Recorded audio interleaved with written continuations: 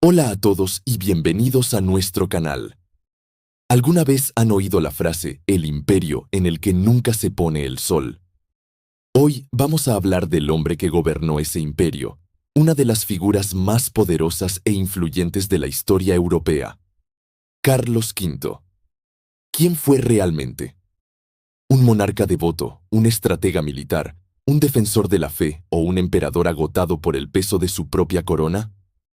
Quédense conmigo para descubrir la fascinante vida de Carlos de Habsburgo. Nuestra historia comienza en el año 1500, en la ciudad de Gante, en la actual Bélgica. Allí nace un niño destinado a heredar un mosaico de territorios tan vasto que desafiaba la imaginación. Por parte de su padre, Felipe el Hermoso, heredaría los Países Bajos, Austria y el derecho al trono del Sacro Imperio Romano Germánico.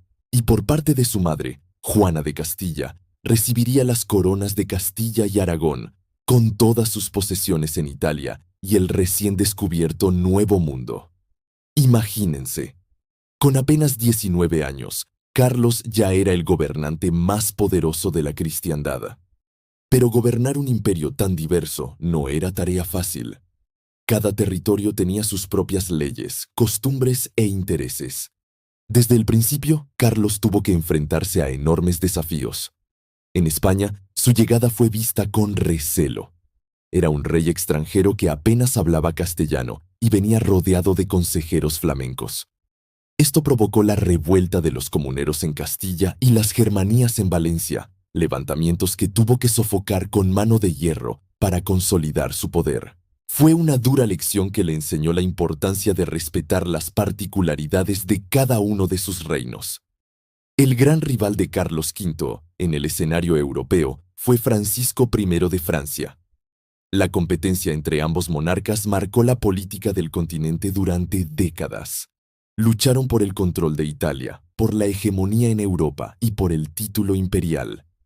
Esta rivalidad los llevó a una serie de guerras que agotaron las arcas de ambos reinos.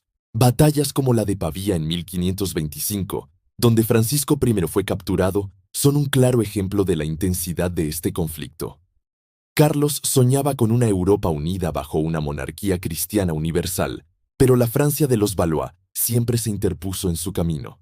Mientras luchaba contra Francia, otro frente se abría en el corazón de su imperio. En 1517, un monje alemán llamado Martín Lutero clavó sus 95 tesis en la puerta de una iglesia en Wittenberg, desatando la Reforma protestante.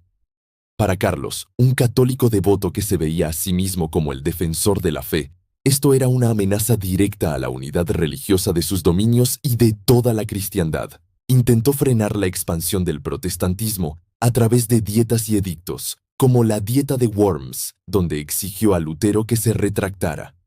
Pero la reforma ya había ganado demasiada fuerza entre los príncipes alemanes, que vieron en ella una oportunidad para aumentar su poder frente al emperador. Esto desembocó en décadas de conflictos religiosos y militares dentro del Sacro Imperio, una herida que nunca llegó a cicatrizar durante su reinado. Y por si fuera poco, existía una tercera gran amenaza en el Mediterráneo: el Imperio Otomano, liderado por el formidable Solimán el Magnífico. Los otomanos avanzaban por los Balcanes, llegando a sitiar Viena, el corazón de los dominios de los Habsburgo, en 1529. Además, sus corsarios, como el famoso Barba Roja, aterrorizaban las costas de España e Italia. Carlos V tuvo que dedicar enormes recursos militares y económicos para contener la expansión otomana, liderando personalmente campañas como la conquista de Túnez en 1535. Esta lucha constante en tres frentes simultáneos, Francia, los protestantes alemanes y el Imperio Otomano, define la complejidad y la dificultad de su reinado. Pero no todo fueron guerras. Durante el reinado de Carlos V, el Imperio Español en América alcanzó su máxima expansión. Fue la época de las grandes conquistas. Hernán Cortés sometió al Imperio Azteca y Francisco Pizarro hizo lo propio con el Imperio Inca. Las ingentes cantidades de oro y plata que comenzaron a llegar desde el Nuevo Mundo financiaron las guerras europeas de Carlos y convirtieron a España en la primera potencia mundial. Sin embargo, este proceso también trajo consigo un intenso debate moral. Figuras como Bartolomé de las Casas denunciaron los abusos cometidos contra las poblaciones indígenas, lo que llevó a Carlos a promulgar las leyes nuevas de 1542, un intento pionero, aunque con éxito limitado, de proteger los derechos de los nativos americanos. Después de casi 40 años de reinado ininterrumpido, viajando constantemente de un rincón a otro de su imperio, luchando en múltiples frentes y soportando una carga de responsabilidad casi sobrehumana, Carlos V estaba física y espiritualmente agotado. En un acto sin precedentes en la historia, decidió abdicar. En 1555 y 1556, en una serie de emotivas ceremonias en Bruselas, renunció a todos sus títulos, dividió su vasto imperio, cedió a su hijo, Felipe II, los reinos de España, los Países Bajos, las posesiones italianas y el imperio de ultramar. A su hermano, Fernando, le legó el Sacro Imperio Romano Germánico y las tierras de los Habsburgo en Austria. Con esta decisión, reconocía que su sueño de una monarquía universal era inalcanzable. Tras su abdicación, Carlos V buscó la paz y el retiro. Se trasladó al monasterio de Yuste, en una remota región de Extremadura, en España.